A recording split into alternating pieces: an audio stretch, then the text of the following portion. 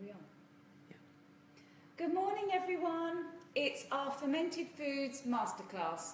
And today it's going to be a really fun time to sort of guide you through a whole range of homemade fermented foods. I do it all the time.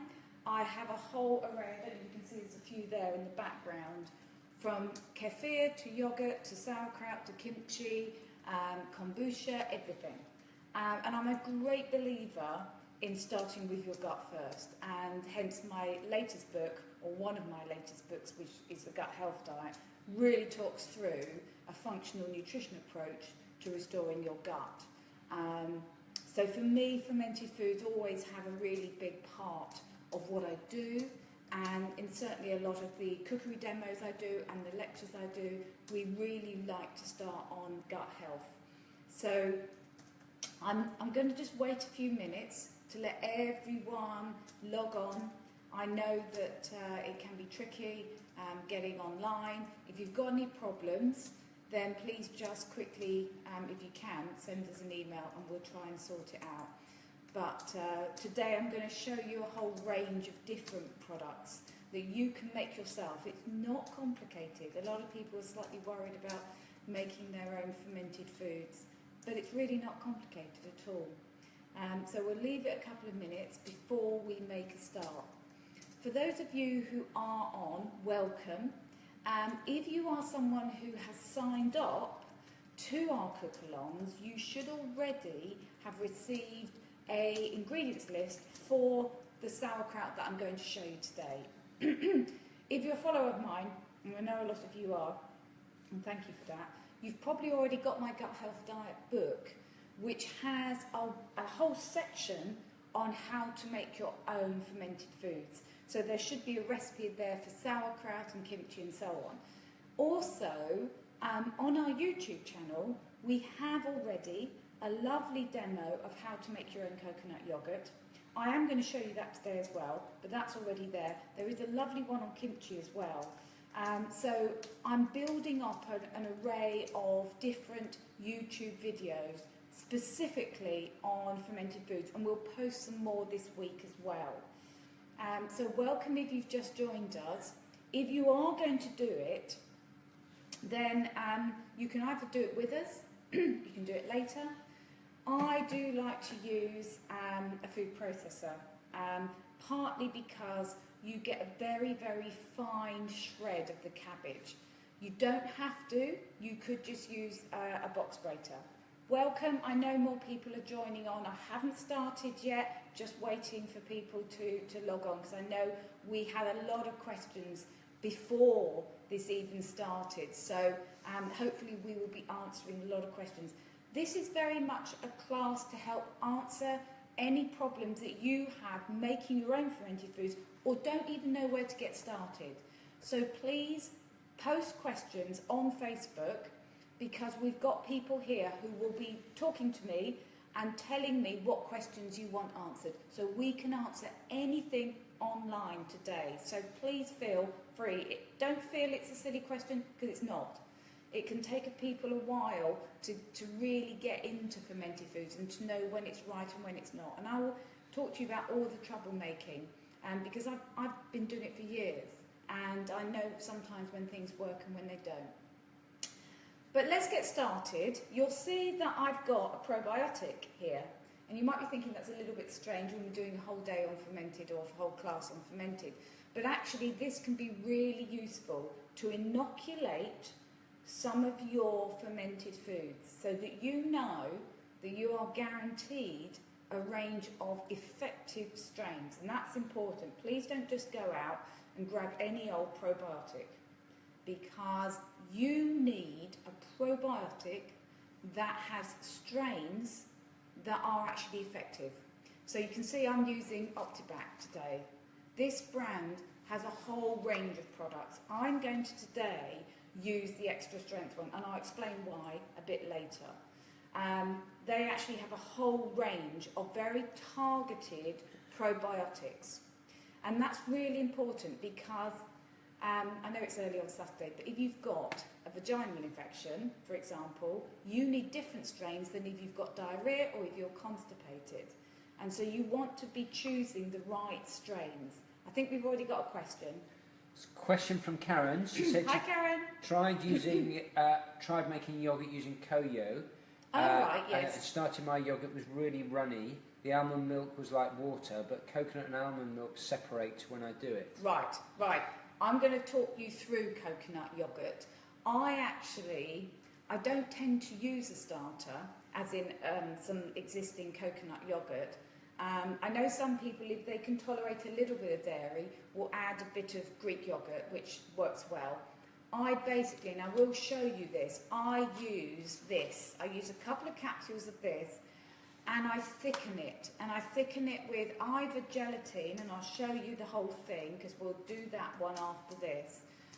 Or if you're vegan, vegetarian, I use agar flakes.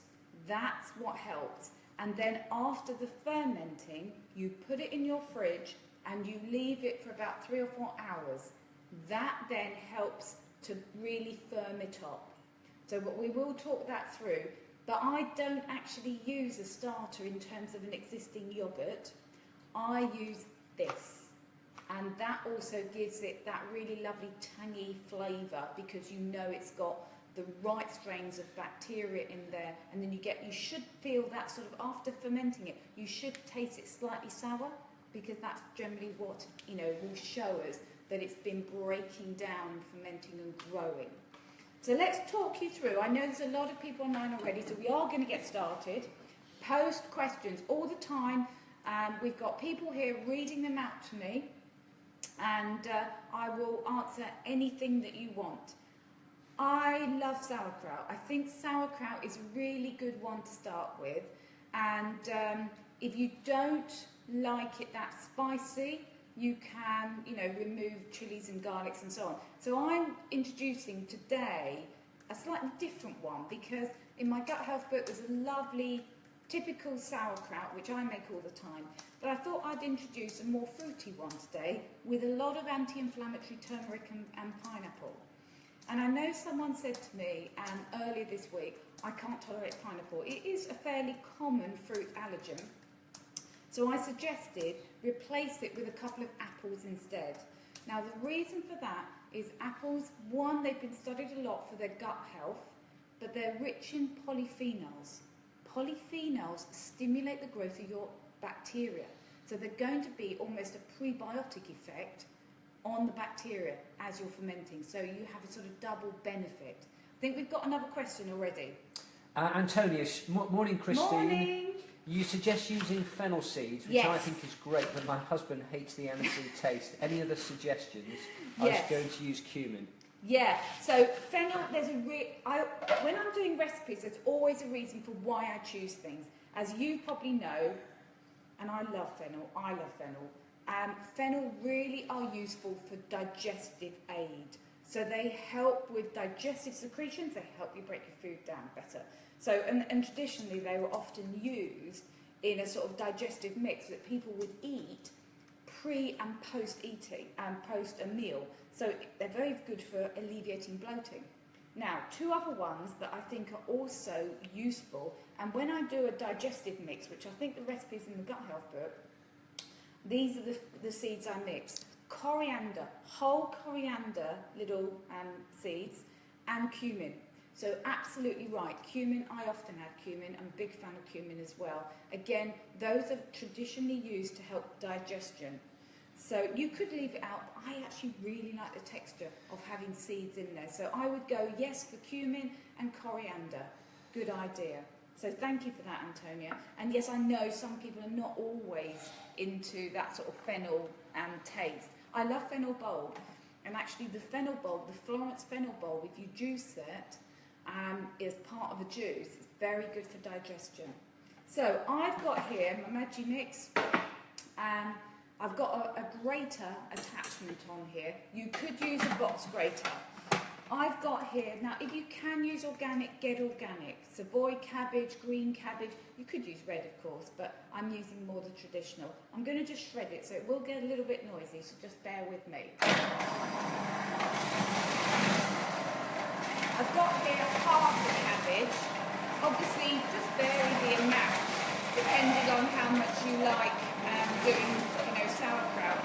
I mean, really, if you're going to make sauerkraut, I often make a massive batch, and then, you've got it for a long time.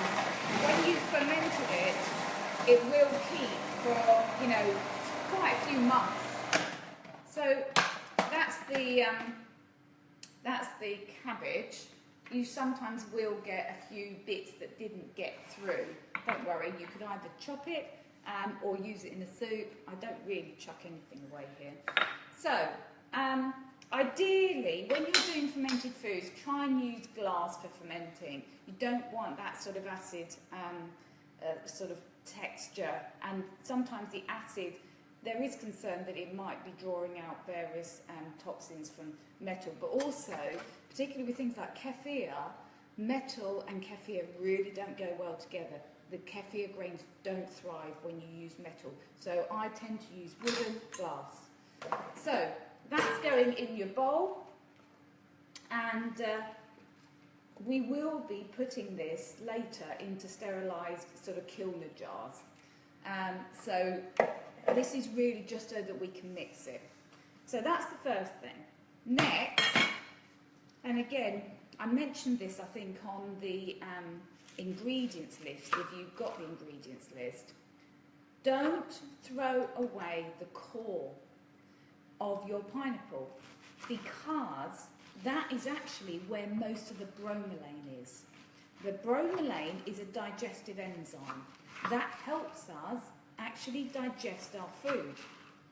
So you don't really want to chuck that bit away. And to be honest, because we're going to be fermenting this, and really allow it to ferment for about probably at least a week, depending on temperature, before you even start eating it. Yes, I think we've got another question. Question from Hayley. When keeping it for a long time in the fridge, do you keep it in a liquid form, or do you drain it? Do you take the liquid out? No, I don't actually. I will keep the... Now, that's an interesting one. Let me just get you some... I don't know, Chris, if you can do a close-up of this. We'll just stop a minute. This is actually some sauerkraut that I've got in my fridge. I've had it in there for about 3 or 4 months. And it's absolutely fine. Now, because I've been using it, I don't know if you can see this. Can you see that, Chris? I don't know if you can see it. You can see it's incredibly, the cabbage, you can see the colour of the cabbage has really changed because that's been fermenting for quite a while. But once you put it in the fridge, can you see the liquid is in there? Now, there's not a lot of liquid. So I don't generally drain it, but what I find is that after a while, it absorbs the liquid anyway. And you need to still have it covered. So to answer your question, I don't drain it because you still want to keep it covered. Now, obviously, in the fridge, it should be under 4 degrees. And if it's under 4 degrees, what you're actually doing from a health point of view is stopping the harmful, potentially pathogenic bacteria from growing and multiplying. When you are fermenting it, and I'll show you the fermentation, when you're actually fermenting it at room temperature, then obviously there is a risk that you will get harmful bacteria growing. And that's why, one, you have salt, because salt helps stop the pathogenic bacteria. It also lowers the acidity, and acidic foods, particularly if they are sort of, round about pH 3, pH 4, will also stop pathogenic bacteria, but also because you are covering it with that acidic, salty mixture, i.e. the water, then you won't get that mould at the top. And that's what a lot of people really worry about, is when they're fermenting it at room temperature, which is what you do initially, you get this sort of mould. Now, that's because you haven't got all of the fruit and vegetables submerged in the liquid. So it's really important to have that liquid. The longer you ferment it, the more you'll find all of those cabbage and pineapple, whatever else you've got in there, absorb that liquid. So after a while, you'll find that actually it looks slightly drier. So, but I'll talk you through that. Very good point, though.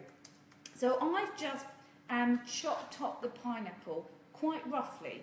If you like it very fine, then obviously chop it up, you know, really fine. I like nice, quite big chunks in this one. And this is one that I use a lot for children because you've got the sweetness of the pineapple. So that's now going in. And then we're going to add the spices. Now, it's not particularly spicy. Again, because I've sort of got children in mind with this one, and some people don't like too much garlic. And we can talk about FODMAPs as well in a bit. So just with your hands, just give that a bit of a rough mix. And then I do like adding some onion. Either half an onion or a whole onion. I'll just move that over there so you can see. And again, I don't shred anything else apart from the cabbage. If I was making the sauerkraut that you've just seen, which has cabbage in and carrot, then I do shred I do actually shred the carrot. Likewise, I often do a really nice one with apple, beetroot and red cabbage, and again I would shred the raw beetroot. But when it comes to some of the other things like onion, I like to just chop it. When you try and shred it or grate it, it just goes really watery, it's horrible. So I'm just going to use half an onion. You could use a whole onion. And then ginger, another really good anti-inflammatory spice. So I'm grating the ginger on a microplane. To me, that's the best way, really, of getting a nice flavour without really big, horrible chunks of ginger. Depending on your taste, a teaspoon, couple of teaspoons. Around about 1 centimetre, 2 centimetres. Now the turmeric. Now I have got, very small, don't know if Chris you can see this, I have got some fresh turmeric. I'm just going to wash my hands. You wonder why I'm disappearing. I have got some fresh turmeric, but because I've been using it in turmeric tea, I haven't got enough. So it's almost a bit like a root ginger, just a lot smaller. So I don't know if you can see that. Again, if you've got the fresh, grate it. Just grate it in like that. I don't know. Yeah, Chris, could you just show? Because the fresh turmeric is a lot milder. I think it's quite sweet. So that's the fresh turmeric. I know I've only got a tiny bit, I'm so sorry, but I've been using it a lot in other recipes. You can get it now from Waitrose, you can get it from, you know, obviously places like Whole Foods and things like that. Some health shops will sell it as well. So I think Ocado sell it now. My Tesco's doesn't yet at the moment. So because that's nothing, I'm going to add the dried turmeric. Again, flavour-wise, I find the dried a lot stronger. So I said about a tablespoon, vary it. Teaspoon, tablespoon, depending on your flavour, you know, your own taste. Massive, potent anti-inflammatory. And also, as a lot of you know, I've been writing a book on brain health. Wow, the studies on brain health and helping to reduce oxidative damage, free radical damage with Alzheimer's, unbelievable. So if that's one of your concerns, and let's face it, it's most of our concerns, turmeric. Get your turmeric in every day. I think we've got another question. Well, no, just a comment. A few people said that they'd signed up for the cook-along and didn't get the ingredients. Oh, apologies for that. Yeah, it got sent out on Thursday. So I've said if they message you with your email address so it's private, then you'll send the ingredients out. Yeah, absolutely. Is there another way they can get the ingredients list? Well, I will send it out again, but what we'll do is we will post this particular recipe on our recipe pages on the website. So at least that way you should get the whole recipe as well. So apologies for that because it was sent out on Thursday. I'm just querying, are you definitely signed up for the cook-alongs or just the newsletter? Because there are two. There is a cook-along list and a newsletter list. And the reason for that is that I don't want to keep bombarding people who quite frankly don't want a cook-along list. So that's why I do it, because there's nothing worse than annoying emails all the time. So that's the turmeric. So teaspoon to a tablespoon. I prefer, if you can get fresh turmeric, to use it. But I've used a bit of both. Right, so that is your sort of basics. Obviously vary the flavour. You could add garlic, you could add extra coriander seeds, cumin seeds, etc, etc. Now I'm adding my cumin. I'm adding fennel today. Apologies. Again, very good digestive aid. Give that a really good stir. Now we are going to make our brine. Why do we use salt? If you're using particularly organic vegetables, they are naturally covered with some lactobacilli bacteria. And what we want to do during the fermentation process is allow those to grow and develop without harming ourselves by allowing pathogenic bacteria. Again, when you lower the acidity, and that's why we often use the salt as well, these are ways you can stop the pathogenic bacteria. So, and if you've done any sort of food hygiene courses, you'll know, because we talk about heat, we talk about salt, we talk about drying, we talk about acidity. These are ways that we can stop pathogenic bacteria from growing, but it doesn't, luckily, when we do this, particularly with the salt, it still allows the lactobacillus, which is really what we're looking for things like sauerkraut. It's the lactobacilli that we are looking to encourage. They will still grow. Now, there are other ways you can also stimulate or encourage a better growth of bacteria. Some people like to add some whey to their fermented foods. You can make your own whey. Whey is really easy. So all you need is some good quality yogurt, Greek yogurt, organic, or just full fat, ordinary, plain organic yogurt, and you strain it overnight. I'm just going to quickly, I know we're doing this, but let me just show you something. This is brilliant. So this is one of my other gadgets. I know people think I'm a complete gadget person, but it's from Lakeland. It's so cheap, it's plastic, and it's actually for making your own jam. Now, traditionally, I was brought up with a wonderful mum and a grandma, and they were mad on making their own jam. We used to use clean tights to strain. Now this you can get from Lakeland. I'm not sponsored by Lakeland, but it's just brilliant. And what you can do is pour your yogurt into this. Okay, you would then have, I'm just using this to show you, but you would have a sort of bowl. You'd have a bowl underneath, glass bowl, pour your yogurt in, and you can sort of press it down a bit with a wooden spoon. You just leave it to strain overnight. The liquid is your whey. So it's basically getting curds and whey. Your liquid is your whey. You can then put that, I'll just move this out of the way because otherwise you can't see me.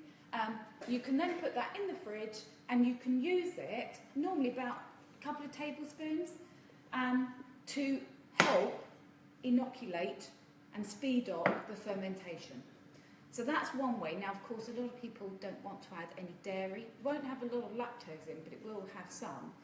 So what I do is, and you don't have to do this, but I just like to maximise everything. Now, the one I'm using is Optibac Extra Strength. So we're talking about a reasonable amount of bacteria, 20 billion.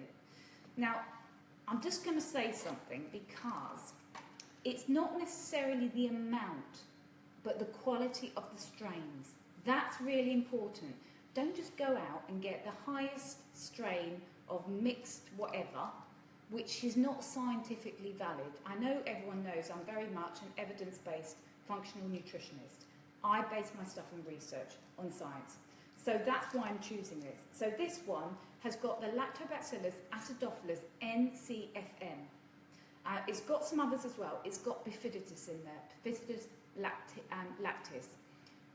That one actually, I don't know if people are aware, different strains of the same species have very profound effects on your body. So we use very different types of bacteria for different health conditions, whether it's eczema, whether it's vaginal infections, whether it's diarrhea, whether it's constipation. The lactis is actually very good if you are sort of prone to a little bit of constipation. So this is another great way of sort of stimulating bowel movements. But it's mainly the acidophilus NCFM, and that's really why I'm choosing that one. 20 billion. I just use 2 capsules. That's what I tend to use. So I'm sort of giving about 40, because there's a reasonable amount here. And I would use about 2 of these again when we do the yogurt. So just mix that in, and then we need to make our brine solution. So you could either do the bacteria here. You don't have to use anything, because this will naturally have some bacteria on there, but it won't be a lot. So that's why I tend to actually add some. Now this is Himalayan sea salt, a tablespoon. Add it to your water. Now if you want to sort of speed up the dissolving, you could have done this at the beginning and used a little bit of warm water. Just don't add hot or really hot sort of warm water onto your veg. You need to let it cool first, because otherwise you are going to just kill your bacteria.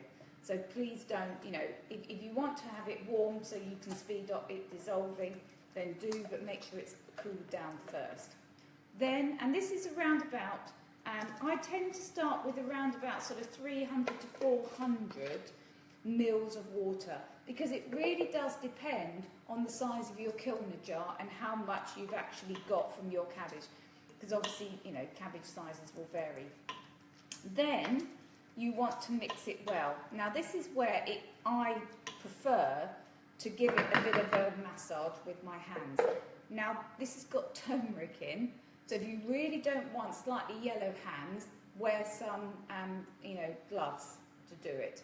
I don't really care, so I'm just going to go in there, and what I'm actually doing is almost, if you've made sort of kale salad, you're sort of just massaging it in. I just want to make sure it's all thoroughly coated. So clean hands and and then just get it coated. Now you will have a reasonable amount of liquid at this point, because you then need to pack it. And I'm going to get Chris just to do a close-up of this first, and I'm just squeezing it down so you can see that I've got a reasonable amount of liquid covering that. I'm just going to wash my hands while Chris does that. And then I'm going to get the jar to show you what we then do.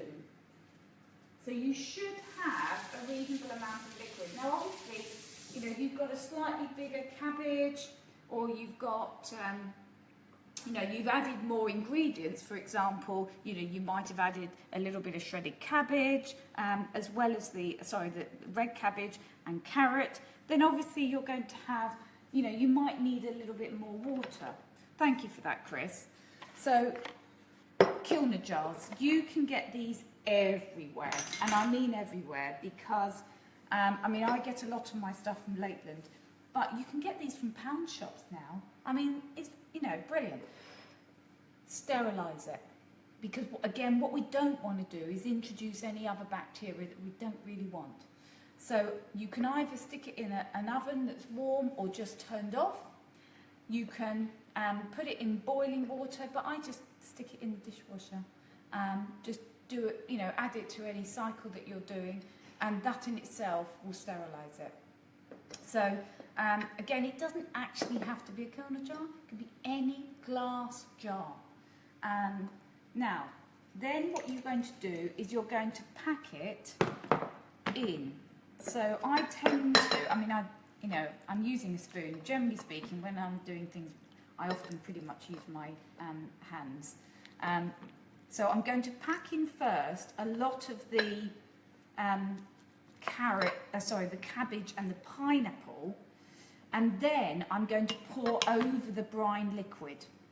So I just find it easier that way to do that. So you're going to press it down, and it's a lovely colourful one, this one. I love this sauerkraut because it's so different from the usual recipes that you see. And don't get me wrong, I love my normal sauerkraut, which I almost call it my coleslaw sauerkraut, because what I tend to do is I add a whole range of things like apple and carrot to it, and then I actually mix it with either ordinary yoghurt or coconut yoghurt and turn it into a fermented coleslaw. My kids love it, and they think I've just made them coleslaw. I haven't. It's actually my sauerkraut. So then, and this might be a bit messy because normally what I would actually do is put it into a jug, which is a little bit easier, to be quite frank. And then I pour over the brine. So, again, I'm just going to give my hands a bit of a clean. And so this is what I want to show you. Can you see that there is sufficient liquid to cover it? Yeah? Because what you don't want is it to be dry so that you're then going to get a mould forming. Now at this point, some people like to put a little bit of cling over the top just to press it down, or they put another vegetable or some. So sometimes what I do is I fill this up with something else, often bits of cabbage, just to stop any air gaps forming and any chance that your vegetables are going to be dry, because you want them covered. Other people will just get a bit of cling and then press something like a can or ramekin on top, just to always make sure it's covered. And that's the key, really. Now, what I tend to do is loosely cover it. Again, some people will put, a clean cloth and do that, but you don't want necessarily to give it a really tight seal, because as it ferments, often you find that it's not going to get fizzy, because it's not like kefir or kombucha, but it can expand slightly, so you don't want to have any explosions. I think we've got another question. Just really a comment, really, just about adding probiotics. Some people say that they haven't added probiotics to That's fine, you don't have to. You don't have to. But we just want to understand what the advantages of it are. Yes, that's a very good point. You don't have to. The place where I think you definitely have to is coconut yogurt or yogurts. You definitely do. No, you don't have to at all, because the vegetables will have the lactobacilli on them.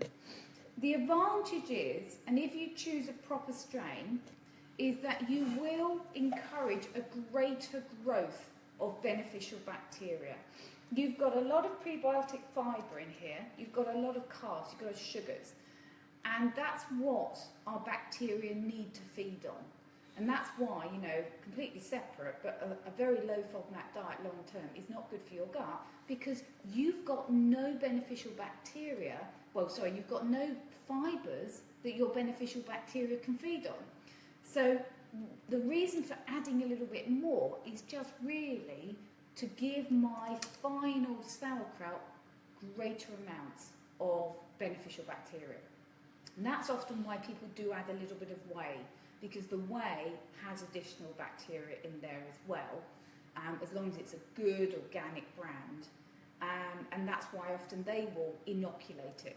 You can buy as well starter kits. So Body Ecology will sell very specific vegetable starter kits, which is the same. It's just freeze-dried bacteria. And so, again, when I make beetroot kvass, which is more like a beetroot drink, it's quite a concentrated shot, it's a fermented beetroot drink, again, I will add something. So I'll either add a starter pack, like the Body Ecology, or something like the Optibac.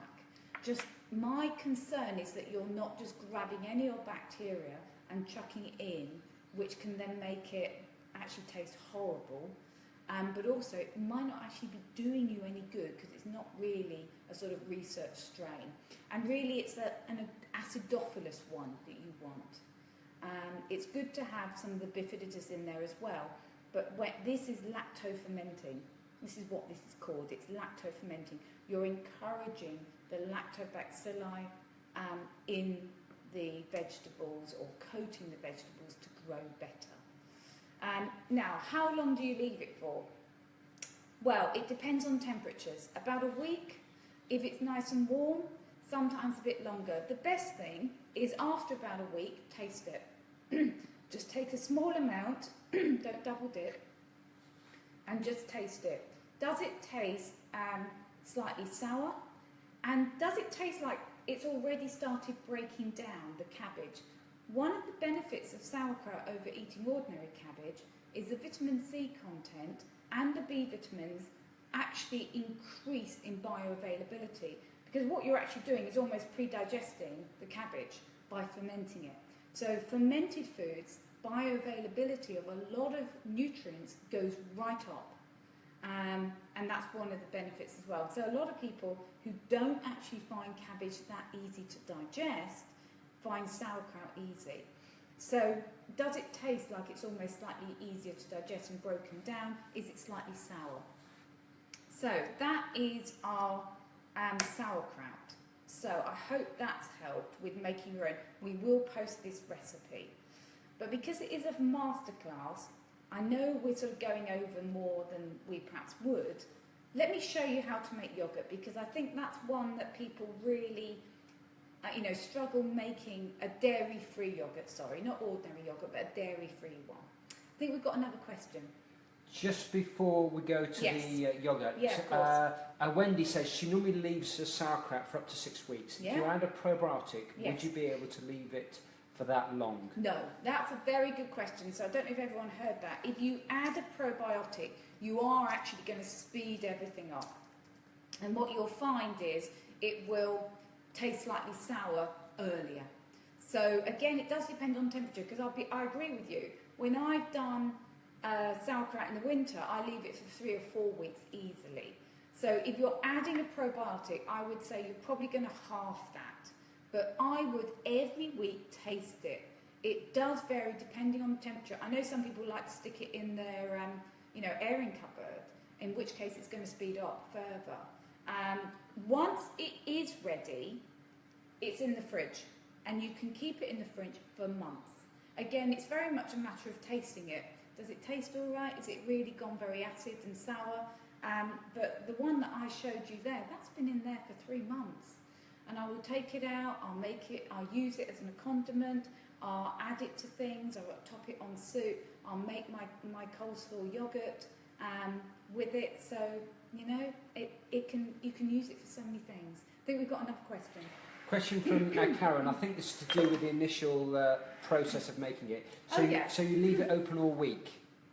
So open, yes. So what I don't mean open as in, I just leave it like that, so that you've got a slight gap. That's all, a slight gap. You don't want it really exposed, because you might, get sort of bacteria and things sort of from the atmosphere. But it's more because occasionally some people find that it goes, potentially it could fizz up and not explode, because that's a little bit dramatic. But you just want to make sure there is a slight gap. You've got the liquid covering it, so you're not going to encourage mould and things to grow, but you're not going to risk any explosion. So I always do it, start with a week, taste it, carry on. You might need 2, you might need 3 weeks, depends on the weather. Probably, 2 or 3 before you get it to a nice sort of texture and flavour that you like. So let me just move a couple of things, and I'm going to show you a yoghurt. I'm just going to get some clean things out. Now, I actually love making my own yoghurt, and I know a lot of people struggle, but it is really quick. You just need to allow time to ferment. And again, this is where you want to use a probiotic of some sort. It could be an existing starter if you've already done it, but you do need to have something. So full fat coconut milk. I'm making coconut yogurt today. I'm using a full fat coconut yogurt. Sorry, coconut milk. And often when you get a nice creamy one, yeah, do you want to quickly show this, Chris? What you'll see is a very thick, I mean this is now quite at room temperature, so often you find that actually it will start thinning, but it's still very solid. You get quite a solid top if you've got a nice rich creamy one. This is actually just Tesco's own full fat. I know, you know, Biona do a nice organic one, which is very good. Whoops. And then just, can you see that really thick? Now I use that for icing, but obviously today we're using the whole can. You can use a couple of cans, just one can. It's entirely up to you how much you like and how much you make. So, in a pan. Now obviously you can see that it's separated up, but I'm going to be heating this and then giving it a good beat. Now, if you just did this, then you are not going to get a thick yogurt. It will be very runny, which is great if you just want something that's pouring, you know, a pouring yogurt, but that's not really what I like. So this is where you need to introduce the thickener. If you look at a lot of yogurts, you know, they'll have something like tapioca or something in there to stabilise it. This is gelatine. This is Great Lakes. I've used the unflavoured one. I'm using the one that sets, which is, I don't know whether you call this orange or red one. They do a green one, which is more of a hydrolyzed one. So for about a can, I'm using around about a tablespoon of gelatine. Another question, sorry. That's fine. Question from Hayley. Could you use little kefir instead of a starter or probiotic? Yes, you could. You are going to introduce a different range of bacteria and yeast. Kefir is brilliant. I love kefir. I'm just going to get this on while I talk. And yes, you could. Absolutely. So not obviously the kefir grains, but the prepared kefir that you have left over. It will have a completely different range of bacteria, but there's absolutely no reason why you couldn't use that. I would probably use about 2 to 3 tablespoons of you know, plain kefir, if it was coconut kefir or whatever, depending on what you're making. And I love kefir, and I'll show you my kefir, because I make coconut and milk kefir every day. Love it, love it, love it. Another question. So it's a question about the gelatine. Yes. Could you use a veg version, say agar instead? Yes, absolutely. So in my books, I always say, look, you don't have to use gelatin. You just need a setting agent. What I tend to use is agar flakes. Clear Spring are probably the brand that people most know that do agar. But you need a bit more, I find. I always find if you use a tablespoon of agar, it won't set as well. So you may want a tablespoon and a half of agar per sort of can. It seems like quite a lot, but I actually do like my yogurt, when I make my own, quite thick. But there's no reason, if you don't like it sort of solid, just add a little bit less. A lot of it is experimenting. And again, what I find is that different coconut milks make a difference. If it's not quite as creamy, then actually it's probably going to be a bit sort of runny, a bit thin. You could use coconut cream, and some people also like to get the solid creamed coconut blocks and then just pour some boiling water over it, but not quite as much, so you're making a thicker start sort of liquid. That's also very good as well. Now the reason I have to bring this up to a boil is to dissolve the gelatin or the agar. This is the only reason. And you need to stir it.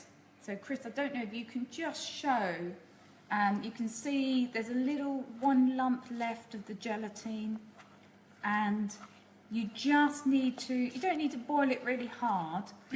I'm just going to get this really up to a simmer because I can see, can you see that? It's pretty much dissolved. If it's not dissolved, you will not have a yogurt that sets. So make sure you do that, and then I'm going to switch this off now. Another question. It's a comment from Sue. She said, Hi, Sue. My problem with using 1 teaspoon per can of coconut milk of tablespoon. Tablespoons of thickener. As it's vegan, is it sets too quickly? Is making a sort of a gloopy yoghurt, not pleasant. Okay. Then I would reduce it right down. I would go down to a teaspoon then. It sounds like because the other thing to mention, you can get flakes and you can get it ground up. Obviously, if you're using the ground up agar, you don't need as much. If you're using the big flakes, and it does depend on, which brand you're using, you might need a tablespoon. But I would just go right down. Make sure again with the agar you have dissolved it. Agar actually, I find, takes longer to dissolve. So I would actually be stirring this, simmering, for probably 2 or 3 minutes easily to really make sure it's dissolved. Whereas I find the fine gelatine, it dissolves a lot quicker. And I'm using the ground gelatine. I want a good quality gelatine. It's from bones. You want to make sure it's a good source. So rather than the sheets, I'm using the actual ground form. Now, obviously, at this point, you are not going to add your probiotic because it is too hot. You are going to completely wipe out that probiotic. So, obviously, we haven't got time to show you it going down, but I want to show you the whole process. So this is, I know it looks really old, and that's because it is. This is my yogurt maker. Very cheap, electric yogurt maker, comes with a plastic container inside. Again, you don't need this. I mean, this is probably about £10, £15. It's really not a lot anyway. And if you are someone who really wants to make their own yogurt, go for it, get it, because this is going to save you a fortune long term. You can, of course, use a thermos flask, which is what a lot of people do. Other people, if they've got an oven that has a proving temperature or setting, or one of the drying settings, a lot of the ovens now do, you can just put it in a bowl, cover it with cling, and then just stick it in your oven. Or warm oven, traditionally people would often stick it in an airing cupboard. So, you don't have to do this, but it just means it keeps it at a sort of, more of a consistent temperature. So leave it to cool down. I'm, again, going to use 2 of the Optibac. I'm just going to pour this into the container just so you can see the whole process. So it should be dissolved. If you see any lumps, you need to either bring it up to the boil again and stir it, or what some people do, and I do sometimes actually, I'll be honest, is I will stick it in my NutriBullet and blitz it so everything's incorporated and it's really smooth. That's what I do. Now, I'm not going to do this, but I'm just going to show you the capsules. So, so this is the Optibac Extra Strength 20 billion per capsule. I'm going to use 2. Acidophilus, NCF, NP, as well as Bifidus lactis in there as well. It's got a few strains in there, but it's obviously focused very much on the Acidophilus because it's very well researched. And then literally you're just going to open up a capsule like that, and you're going to drop in your probiotic, okay? So that's what you're going to do. 2 of those once it's cool. And what I mean by cool is it needs to be sort of hand temperature. So you stick your finger in and it's just lukewarm. A bit like when you're making bread and yeast. Then give it a stir. Again, try and keep to sort of wooden spoons. Stick it in your yogurt maker, lid on. I ferment it for at least 12 hours. For a lot of people, if you are using ordinary milk and you want to do a dairy yogurt, you don't actually need to use the thickener for that. The longer you ferment it, the lower the lactose. Now, obviously, coconut doesn't have that issue with the lactose. But what I'm doing by fermenting it for at least 12 hours, sometimes I do it for 24, is I want the beneficial bacteria to grow.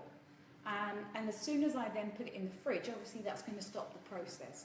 So give yourself time. So I tend to do it in the afternoon, stick it on, do it all the way through the night, And then, and this is the important thing, it needs to be then stirred and then put in the fridge. When you first take it out after 12 hours or 24 hours, you'll think, oh, this looks disgusting, because it will look, it might even have a skim on there. And some people, to stop the skim, will just put a little bit of grease-proof paper on the top. That's a really good idea. So grease-proof just on the top surface prevents that skim. But it will look runny, and that's because it's still been at a warm temperature. If you put it in the fridge and leave it for at least 3 or 4 hours, it will thicken up. And depending on how much gelatin or agar you've used will depend how thick it gets. Now, I have got one in here. It hasn't had that long, but I'll bring it out anyway, so I can just show you. And actually, I say it hasn't thickened up, but it has. So do you want to do a close-up? Because this is, I think, the key that everyone struggles with. So exactly the same thing. I did this, but I only just stuck it in the fridge. And can you see there? Can you see? That's really nice and thick. It's still, I mean, I think it's going to thicken even more. That's probably had a couple of hours. I hope everyone can see that. Can you see that? That is exactly the same. It's the coconut, it's the acidophilus probiotic added, and I used a tablespoon of gelatin. So you can see it's nice and thick. It's going to be really nice. That one, I think, will set slightly harder than that. That's quite thick. That's almost a bit like thick plain yogurt now. But if I leave it for a couple more hours, it will, I think, set quite hard. So I hope that one's helped. Again, we have got a video just on coconut yogurt. You know, do watch that as well. One more question. Question for Karen. If you wanted fruit yogurt, when would you add the fruit? So what I tend to do, Karen, is I actually put it in the fridge like this for, you know, a couple of hours. Now, it then depends on what you want. So some people like to add a puree, just so that it's got some flavour, in which case I would add it after a couple of hours, stir in your puree. So what I tend to do is, again, NutriBullet or blender or something, get a load of, I often used to use frozen berries, blend them up. You might need to add a dash of water to get a puree. If you want it smooth without the pips, then just sieve it, and then add, you know, half a cup of puree into it. Obviously, the other thing you could do is just add chopped up fruit. It depends, you know, some people just like the sort of nice smooth texture and hence a puree. And then it can just go in the fridge. This will keep just like ordinary yogurt, 4 or 5 days, even longer. It probably won't last the day here, just because we've got 3 very hungry boys. But before we go, can I just show you the others? Because I know people want to just look at the others. We are going to do a quick video on this later today, but I just want to show you another really good idea that literally takes seconds to do. And this is homemade cashew nut yogurt. And this has, oh, this is gorgeous, so easy. We're going to do a video on this today, so please don't worry. But Chris, could you just do a quick close-up? Now, I flavoured this one. So this is cashew nut yogurt. And this is even easier. You don't even need to heat anything. This is lovely. And the thickness just basically can be varied depending on how much liquid you use. So this is, overnight, I soak some cashew nuts, about a cup. I'm going to show you the video. We're going to do a video just on this anyway. I have then blended this up in a NutriBullet with a little bit of fresh orange juice, just because I wanted a nice orangey flavour. So that's already got some sugar there because of the orange. You could just use water and add a little bit of a sweetener, or you could just use coconut water, which is naturally got some carbs in. Then you add your probiotic. So I added 2 of the Optibac, and then I pour it in this little container, put a lid on, and ferment it overnight at room temperature. And that is now ready. There's no heating, there's no thickening. It is gorgeous.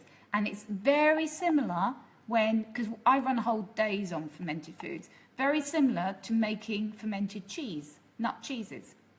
Exactly the same process. So again, if you can't tolerate coconut, you can make you can make other yogurts, almond nut yogurt, macadamia, cashew. They are all brilliant, and all you need is a good probiotic to introduce, and that's it. That's it. That is just, I just love that, because a lot of people don't actually tolerate coconut and want an alternative. That's so easy. We are going to do a separate video on that.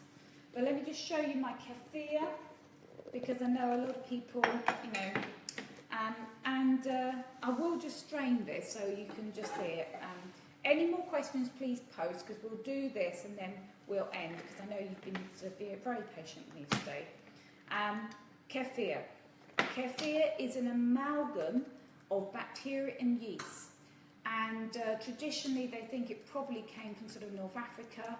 And if you think about it, from an evolutionary point of view, really from a lactose point of view, because a lot of, about 70% of the population really struggle with breaking down milk because it's high in lactose. We just don't have as much of the enzyme.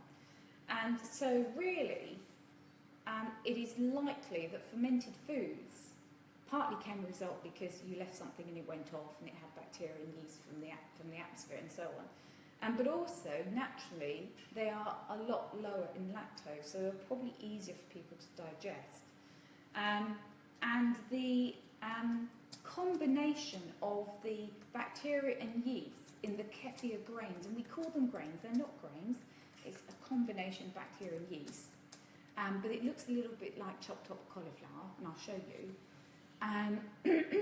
They are what you need to start your kefir. And you can buy them online. A lot of people, and this is how I got mine, give them to each other. So traditionally, you would have your kefir, and the grains would gradually, over time, grow and grow and grow. And then, you'd have quite a lot, and you'd say, here, you have some. So sometimes on my fermented days, if I've got loads, I give it away. But you can buy online. If you want to, and it will come in a sort of sealed packet, sort of vacuum packed. Now, let me just show you, because this is kefir. Let's do a close-up first. So you can see here, and again, I think we've done a couple of videos on kefir, but if not, we'll do one. Plastic, sieve, glass bowl, no metal. No metal, because the kefir grains really don't like metal. So this has been fermenting for a few days, actually. Another question as I do this. I'm just going to strain it as we get a question. Are you going to talk about water kefir today? I wasn't actually, no, because I know that we're sort of going over time a bit. I can quickly show you my water kefir. So yes, I can quickly sort of show you, because I do water kefir as well. And it is very different. It's a completely different grain to the milk kefir. So can you see those little lumps? It's not gristle, that is your kefir grain. Can you get a close-up of that, Chris? Is that okay? So that is what, when you buy it online, that is what you would get. You'd probably get more than that. I split mine up because I do a pot of coconut kefir and I do a pot of milk kefir. Now they do like the milk best, so from time to time I refresh it. Now you would, this is dirty, but you would put it probably in a nice clean container. So you're going to keep your kefir. This is going to start your next batch. And underneath my sieve, that is your kefir that is ready to drink or use in recipes. So you can see that's more like a pouring yogurt. And of course you can buy it now. I'm just going to get some milk. Now again, there's nothing you have to really do. I'm using full fat organic milk, and you just pour over your milk. Now obviously I would use a nice clean Kilner jar, but I'm just showing you. And then you leave it, depending on how sour you like it, but 24 hours normally at least, and at room temperature. So again, I just cover it. Again, it's not necessarily going to get that fizzy if you're only using it, only leaving it for a day. If you leave it for a lot longer, then obviously it could And while we're talking about kefir, that is my water kefir with lemons in, obviously. And if you want, oh, I don't know if you could hear that, Sis. Could you hear that? So that is so. And actually, I can see. I don't know if you can get a close up, Chris. I can actually see little bubbles. That is a very different type of drink. And the grains, again, all of these you can get online. You often share them with each other. Now, this is quite different than ordinary milk kefir. I think we've just got another question before I carry on. It's actually just about the milk kefir. Yes. Do you know if there is a benefit to using non-homogenised milk? Not particularly the non-homogenised. Some people do find that they find it easier to digest. Again, some people find the A2 milk easier to digest. The jury's out a little bit on that, but some people do find A2 milk easier. And some people like to use raw, unpasteurised milk. Just be a little bit careful. I did have someone who I think used raw and then got quite ill because I don't know if it came from a good source. So not particularly. I mean, there are concerns about, you know, heat treating and pasteurised milk. I tend to use just a good quality organic. That's what I tend to use. But just before we finish, the water kefir, and I'll do a separate video on water kefir. Or the little pips are lemon pips because I like to flavour it with lemon and ginger. And the difference with this one is the grain looks similar, it's just translucent. So it's completely different grain. Don't try and do milk kefir grains in a water kefir, it won't work. But the liquid is a solution of water and sugar. And as a nutritionist, this is the only time I use sugar. It's quite funny, and unless I'm proving yeast. But you have to have sugar because that's what the kefir grains need to feed. And what they're doing is, over time, they're feeding on the sugar solution, and they're multiplying. You get a great range of beneficial yeasts and bacteria in there, and the sugar content goes right down. And if you leave it long enough, it actually almost turns a bit like vinegar, and the sugar content is minimal. So the longer you leave it to ferment, the lower the sugar content. I think we've got another question. So actually going back to the milk kefir, yep. If you're dairy free, yes. Can you use other yes. animals' milk? Yes. Oh, animals' milk. Well, yes. Goats and sheep. Well, yes, but I would just query that. Yes, you can. You can use anything. You can use, and we'll always try and get full fat organic. Goat's milk, you know, camel, you know, whatever. But remember, some of the protein peptides are very similar, if not the same.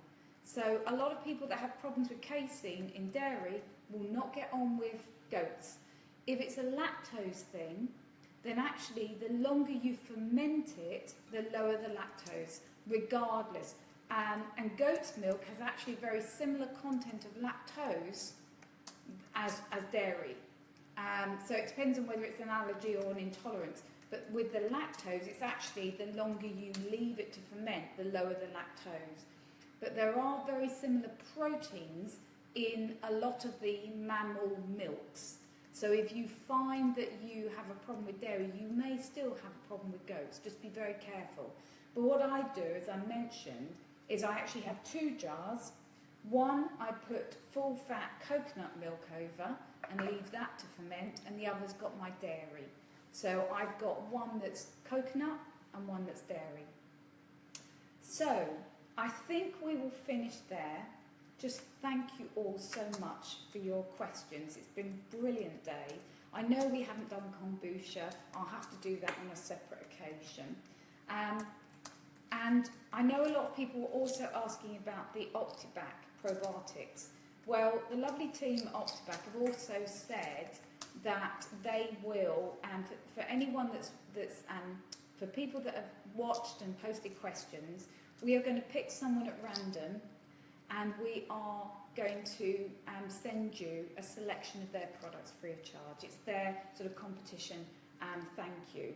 And it's because I use this one a lot, and it's based on evidence-based science, and I know that it works really well in the fermented foods, but also it's going to give you the gut health benefits anyway, that they have offered to give away a selection of their products very kindly to one very lucky viewer. So post your comments, post questions, like it, and we will pick someone totally at random, and then we'll contact you for your address so we can give you a selection of their goodies. I think we've got another question. Just one last request really from Hayley. She says, thank you. Can you show the kimchi sometime too, please? Oh, actually, yeah. I mean, again, this is my old kimchi. I have got some still because I eat it quite a lot. There is a really good recipe on our YouTube channel for kimchi. I love kimchi. I mean, unbelievable. I love it. Really love it, love it, love it. So watch that video because it's excellent and the recipe is to die for. And there is actually a recipe on our website as well. So you've got everything for that. So, but I love it as well. And also any requests for other cook-alongs, whether it's fermented foods or anything else, because I know we've done a lot of gluten-free sort of baking and things. If there is something you would like me to demonstrate or talk about, just post something on our Facebook, and we will respond because most of our demos are due to people asking. So please do ask. Have a great day. Have a great bank holiday, everyone, and I'll speak to you all soon. Thank you so much.